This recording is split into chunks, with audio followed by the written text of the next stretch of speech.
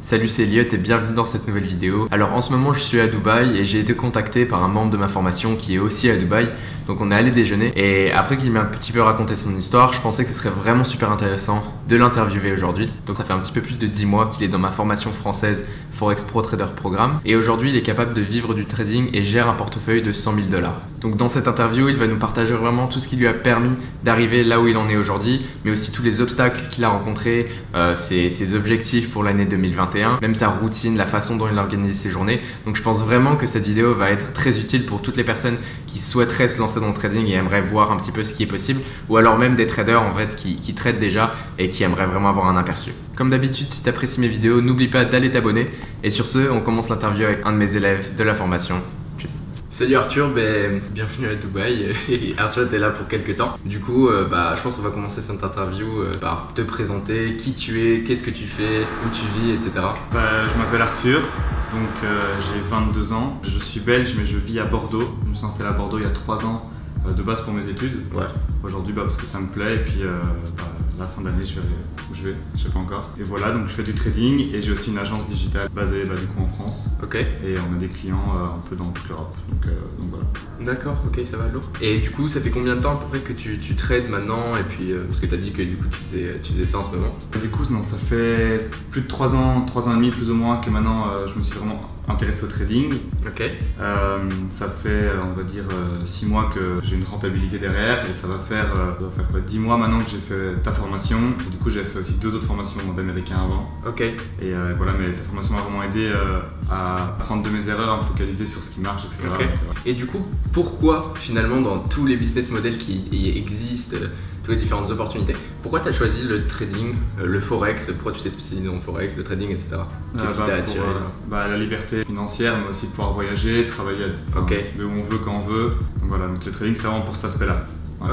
Ok, du coup, ouais, non, les raisons de trading, je comprends. Et du coup, la formation française, etc., ça fait combien de temps que tu l'as faite et ça fait combien de temps que tu t'es vraiment mis à fond? Parce que je sais qu'il y a beaucoup de personnes souvent qui se mettent au trading, mais qui voilà, ils vont tâtonner le truc, contre des mots, machin. Ça fait combien de temps que tu as vraiment fait la formation et que tu t'es dit, je veux que ça marche et tu t'y es vraiment mis à fond? Ouais, depuis que je m'y suis intéressé, j'ai jamais lâché, j'étais pas à fond dessus, mais j'étais toujours en train de regarder des vidéos. Je suivais des mecs sur Insta, je regardais les analyses qu'ils faisaient, pourquoi ils faisaient ça, j'essayais de comprendre un peu leur style aussi. Ouais. Enfin, tout le monde a un style différent, mais c'est bien d'essayer de comprendre parfois aussi de temps en temps. Et du coup, il y a eu le coronavirus qui est arrivé. Et je me suis dit, il y a un confinement, donc je me suis fait rapatrier en Belgique parce que j'étais à l'étranger. Et je me suis dit, c'est l'opportunité de me mettre à fond dedans. On ne savait pas combien de temps ça allait durer, mais c'était au moins un mois. Je me suis dit, c'est l'opportunité de me mettre à fond dedans. Donc j'ai acheté ta formation, je t'avais déjà vu sur les réseaux à l'époque, du coup là je m'étais abonné à toi pas si longtemps avant, je me suis dit il n'y avait que des bons retours, donc je me suis dit je vais l'apprendre et je l'ai fait directement, enfin je me suis mis à fond dedans direct. Derrière on commence toujours en démo, c'est mieux. Et bon, comme j'avais déjà un peu des bases, j'avais déjà un peu un style et un apprentissage, je pense que j'ai quand même du coup commencer plus vite en réel que quelqu'un qui va juste commencer avec ta formation. Ouais, bien sûr. Mais elle m'a vraiment bien aidé à me sentir beaucoup plus à l'aise sur les marchés et confiant à ce niveau-là. Ok, du coup tu disais que ça commence à faire 10 mois à peu près que tu commences vraiment à avoir des résultats. Et du coup si tu devais faire une moyenne, on va dire, des 3 derniers mois, tu en es où? Si tu veux parler chiffres, que ce soit monétaire ou même pourcentage. Mais ouais, dis-moi un petit peu où tu en es là. Donc ce qui est le plus dur, c'est je pense faire son capital. Et aujourd'hui il y a plein d'opportunités, il y a FTMO. D'accord, donc toi tu me disais c'est quelque chose que tu as fait. C'est quelque chose que j'ai fait, donc en tout on peut le faire financer de 300 000 $ par compte. D'accord. Donc soit c'est 3 fois 100 000, soit 4 fois, etc. Mais du coup j'ai passé une première fois le challenge que j'ai réussi. D'accord. Là du coup je vais. Et du coup le challenge consiste en quoi exactement? Du coup c'est en 2 étapes. Donc d'abord on a un mois pour faire 10%. Ok. Donc tu as réussi à faire les 10% en un mois. Super. Donc c'est 10 jours minimum de trading. Ouais, normal. Et la deuxième partie c'est 5% en 2 mois. Donc la première partie à mon avis c'est plus pour un peu nous booster, voir, et la deuxième partie c'est très relax. Donc en 20 jours si t'es bon tu peux faire le challenge et être financé. Ok. Donc voilà, et maximum. Donc toi c'est quelque chose que tu as fait et maintenant tu es financé? J'ai eu en 1 mois et 2 semaines le challenge. Donc, ok, voilà. Bravo. Mais du coup j'ai eu mon premier financement et du coup là je suis sur le deuxième et je vais essayer d'aller sur les 3 quoi. D'accord. Pour pouvoir après faire mon capital derrière et continuer comme ça. Après en termes de chiffres, J'essaie de viser un minimum de 7% par mois. 7% mensuel. Ouais, c'est pas énorme, mais voilà. C'est très correct, ouais. Quand j'arrive au 7%, du coup, je diminue mon risque. Donc je risque 1% par trade, c'est quand même beaucoup. Ok. Une fois que tu risques 1% au début ou une fois que tu atteins les 7%? Au début. Ok. Et une fois que je suis au 7%, je risque 0,5. D'accord. Donc je diminue mon risque, je continue à trader autant parce que j'ai pas envie d'arrêter et que c'est bien. Je sais que voilà, je diminue mon risque. Maintenant, si je rate 2-3 fois de suite, bon, je me dis j'arrête mon mois, je suis à 6%, 5,5%. C'est pas bon, mais je me dis arrête au moins cette semaine. Ok. Bon, ça n'est pas encore arrivé. D'accord. Voilà. Et sinon, je continue. Le mieux que j'ai fait un 17% une fois. D'accord. Et du coup, si on revient sur le financement que tu as, en ce moment, tu gères un capital de combien, justement, avec ce type de pourcentage? Du coup, de 100 000. 100 000 $? Ouais. 100 000 $. Ouais. On peut le faire en euros, donc ça revient 80 000 € le challenge. Moi, j'ai pris en dollars juste parce que je voulais avoir des plus gros chiffres, c'est tout. D'accord. Donc, tu gères 100 000 $ avec une average à entre 5 et 8% mensuel. Voilà. Maintenant, du coup, quand tu regardes ce que tu as déjà accompli, ce que tu as appris, etc., comment est-ce que tu penses que tu vas pouvoir t'améliorer par la suite et augmenter tes chiffres ou la suite, on va dire? Le but, c'est d'augmenter le capital. Ok. Donc, pas spécialement avec FTMO parce qu'ils prennent quand même une commission de 30%. D'accord. Et de pouvoir faire mon propre capital. Ouais. Alors, je sais pas vraiment si je vais aller faire une espèce de mini hedge fund avec les gens autour de moi. Choper des investisseurs, voilà, tout ça. Ok. Moi, je sais pas si je vais faire ça ou juste me mettre à fond sur FTMO un an peut-être et puis pouvoir faire mon capital et du coup le scaler parce qu'FTMO, il faut retirer ses gains. Mais voilà, l'objectif, ce serait quand même d'avoir un bon gros capital et pouvoir sortir entre 50 et 60 000 € par mois avec le trading. Minimum.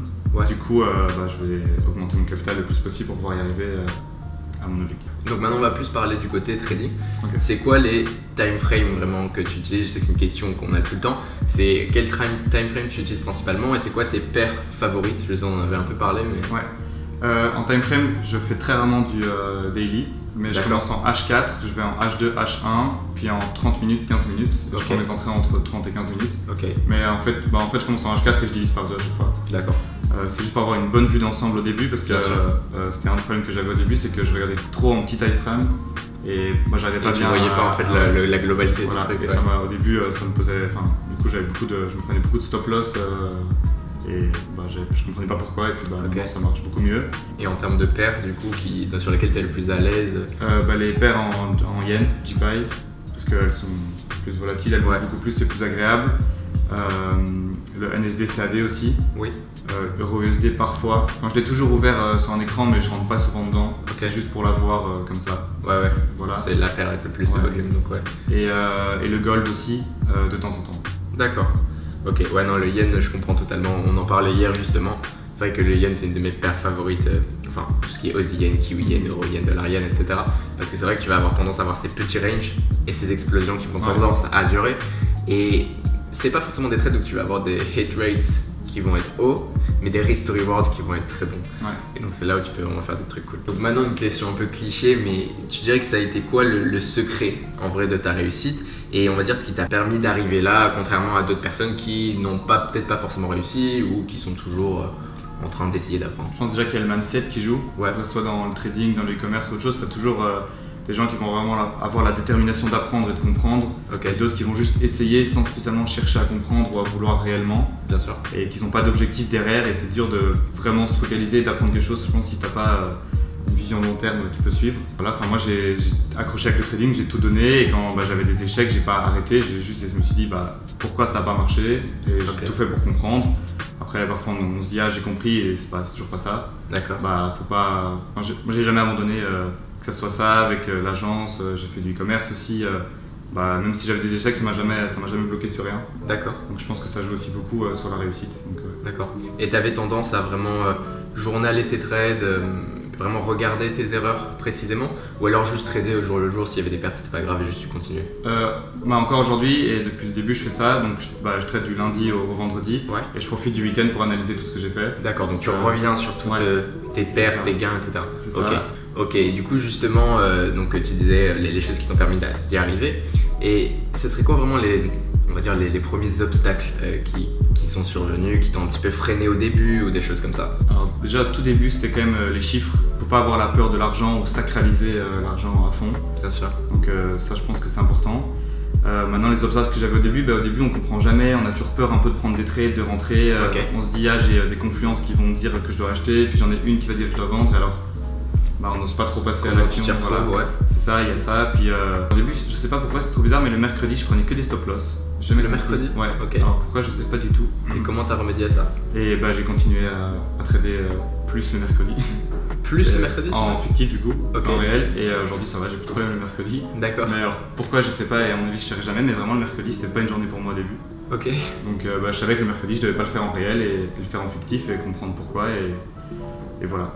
Ça justement, ce que tu dis, c'est un truc qui revient aux statistiques, mais souvent, et pour moi par exemple ça a été le cas pour enlever certaines paires, c'est que tu t'en rends pas vraiment compte. Il y a des choses dont tu te rends pas compte, mais quand tu traques vraiment tout ce que tu fais, tu te rends compte que par exemple, imaginons sur KiwiCad, finalement ton hit rate il est à 5% et tu te prends que des stops et tu t'en étais même pas rendu compte. Toi de la même manière, tu te rends compte que le mercredi, finalement tu te fais allumer, tu sais pas pourquoi, mais tu te fais allumer. Et c'est juste une statistique qui, on ne saurait pas forcément pourquoi l'expliquer, mais statistiquement, mathématiquement parlant, tu enlèves le mercredi, tu vas finir avec 3% de plus à la fin du mois. Tu vois ce que je veux dire ? Donc c'est toujours, je dis toujours, c'est toujours vraiment bien d'avoir un track record, de journaler ses trades, de regarder ce qu'on fait, etc. Et du coup, si c'était absolument à refaire en fait tout ce que tu as fait, est-ce que tu ferais quelque chose de différent? Est-ce que tu le referais pareil? Est-ce que tu le referais tout court? Je le referais, c'est sûr. Ok. Maintenant pareil, je sais pas. Au début j'ai quand même commencé avec IML, marketing de réseau, iMarkets Live. Donc pour ceux qui savent pas, c'est tout ce qui... C'est en fait c'est des compagnies qui marchent sur du MLM, donc les traders font rentrer d'autres traders et en fait ils prennent des commissions comme ça. Mais c'est vrai que le côté trading derrière est pas très fort. Mais c'est pas vraiment trading, c'est ça. Ok. Mais bon, c'est comme ça que j'ai entendu parler du trading, que je me suis intéressé et que j'y suis du coup encore aujourd'hui. Ouais. Donc je regrette pas de l'avoir fait. Maintenant, c'est vrai que c'est pas une fierté, je pense, de faire des systèmes comme ça. Maintenant, si je devais refaire les choses, j'aurais acheté ta formation plus tôt. Ok. Non mais en fait elle m'a vraiment bien permis de comprendre déjà que chacun a son style de trading, de se focaliser sur ses erreurs, de son style de trading, le risk management surtout. Ouais. Parce que c'est vrai que les formations que j'avais fait avant, on parlait pas tellement. Ok. En fait c'est ça, souvent on dit ils scratchent la surface, mais ils vont pas vraiment profond dans ce qui est vraiment important. Ouais, c'est ça. Enfin, sur une des deux formations que j'avais achetées, le gars il disait vous pouvez risquer entre 5 à 10% du capital par trade, c'était pas... Peut-être que ça marche, mais voilà, c'est peut-être pas pour moi. Et donc voilà. Donc maintenant tu disais que le trading c'est vraiment devenu ton activité principale. Ton but c'est vraiment d'arriver aux 50, 60 000, donc un petit peu plus qu'un demi-million par an en termes de revenus annuels. Et donc vu que c'est ton activité principale pour le moment, combien de temps vraiment est-ce que tu consacres au trading?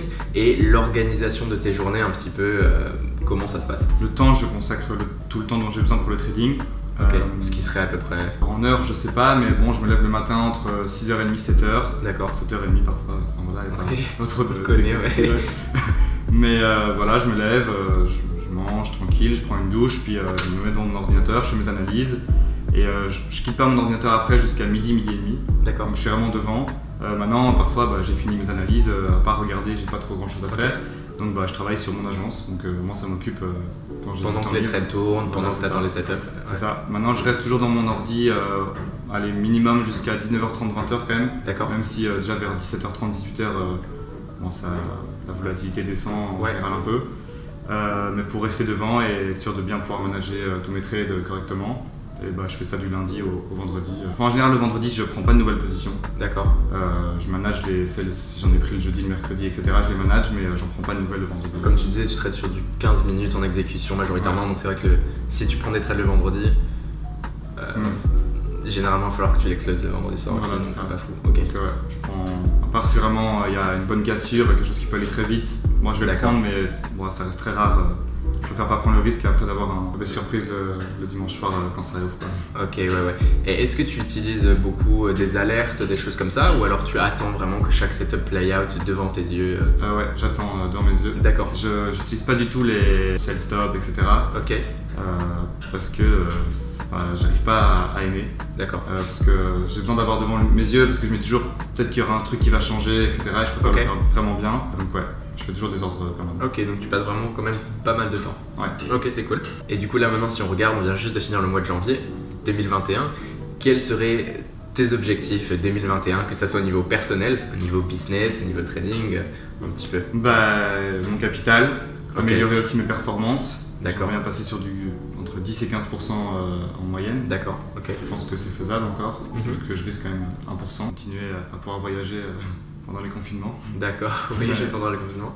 Ok, et tu penses rester en France ou t'aimerais peut-être partir à l'étranger, fiscalement parlant, des choses comme ça? Parce que tu me parlais donc de 50, 60 000 par mois en France, c'est assez important. Ouais. Non, fiscalement, dès que j'en aurais vraiment le besoin, je partirai directement. D'accord. Maintenant là, cette année en France, je pense que vers juin, juillet, je vais changer de pays de nouveau. Ok.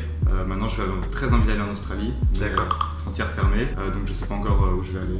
Et donc pour toutes les personnes justement qui regardent cette vidéo, qui connaissent rien au trading, qui s'y sont jamais mis, etc.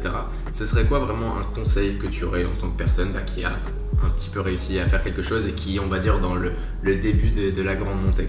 Si vraiment ça intéresse, de se renseigner. Okay. Même si au début il a un peu peur d'acheter une formation, il peut se renseigner sur YouTube. Toi tu as une chaîne YouTube, il y a plein de vidéos sur YouTube déjà pour pas apprendre le trading mais voir ce que c'est. Mettre le pied à l'étrier, voilà, c'est ça. Et voilà, et après acheter une formation de trading, la faire à fond, ne pas regarder la moitié des vidéos et puis ne pas comprendre ce qui se passe. Je pense que c'est important de regarder une première fois tout en prenant des notes, puis la regarder une deuxième fois petit à petit et de vraiment pouvoir comprendre tout parce quand on regarde une formation, on zappe toujours des éléments importants. Ouais, bien sûr. Et c'est bien d'avoir tous les éléments et de bien comprendre pour pouvoir se mettre vraiment sur le trading, même si c'est en fictif, faire du backtesting, etc. C'est bien d'avoir tous les éléments et puis de ne pas hésiter à se lancer. Si on risque rien, on gagne rien, donc voilà. Ouais, je crois que ça c'est le mot de la fin. Donc ok, super. Bon en tout cas c'était super cool Arthur, profite de ton séjour à Dubaï. Et puis ouais, peut-être on se voit à Panama, à Monaco, n'importe. Ça va, merci. Donc j'espère que cette vidéo t'a plu. Si c'est le cas, n'oublie pas de mettre un pouce bleu. N'hésite pas à commenter sous cette vidéo si tu as quoi que ce soit comme question. Je regarderai tous les commentaires. Tu peux aussi m'envoyer un message directement sur Instagram qui s'affiche juste ici. Donc pour conclure cette vidéo, je pense que tu as compris que c'est en ayant les bons outils et en y mettant vraiment le travail qu'on peut vraiment avoir des résultats. Sous cette vidéo, dans la description, il y a le lien de ma formation française Forex Pro Trader Programme que tu vas pouvoir suivre à ton tour, où tu vas avoir toutes les clés en main pour toi aussi réussir à devenir un trader professionnel dans ce milieu-là, où je te partage tous mes outils, toutes mes façons de trader. Toute la formation est faite de vidéos que tu peux regarder à ton rythme, tu as un accès à vie. Et en parallèle de la formation, tu as aussi accès au groupe membre où il y a justement tous les traders de la formation, où tu vas pouvoir échanger, poser des questions et vraiment avoir des réponses rapidement. Donc comme je l'ai dit, si c'est quelque chose qui t'intéresse, il y a le lien dans la description sous cette vidéo. Donc on se retrouve soit à l'intérieur de la formation, soit dans une prochaine vidéo. C'était Elliot, tchuss.